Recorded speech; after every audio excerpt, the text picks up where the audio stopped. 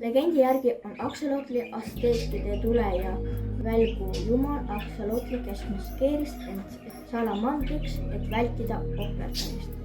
Arvatakse, et sõna Axolotlil tähendab iidses asteekide keeles veekoletist. Axolotlid on pärit Lõuna-Mehhiko järvedest nagu Coquimiko ja Calco. Äärmiselt ohustatud liik.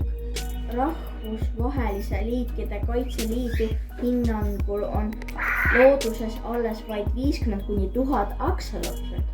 Salamandrid on kahepaiksed, kuid erinevalt teiste salamandrite jäävad aksolotlid kogu eluks loodestaadiumisse ja vette elama. Nad suudavad taastada kaotatud või kahjustatud jäsemeid, südameid, selja, aju ja isegi ajuosi.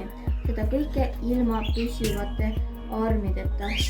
Teatud ensüüm ja geen töötavad nii, et kasvatada õige kehaosa õigesse kohta. Metsikud aksolotlid on pruunikas hallipirjud, aga nad võivad olla ka albiinod, kellel puuduvad pruunid pigmentid ja nad näevad välja roosakas valget. Päeval peidavad aksolotlid end kiskjate eest, mudas, urgudest või veetaimede vahel hänkides. Nad muutuvad aktiivseks öösel, kui nende armsad väikesed naeratused muutuvad kiireteks, saagi püüdvateks tolmuimejateks. Aksolotlite toidulauale kuuluvad näiteks korkiloomad, molluskid, putukamunad ja väiksed kalad.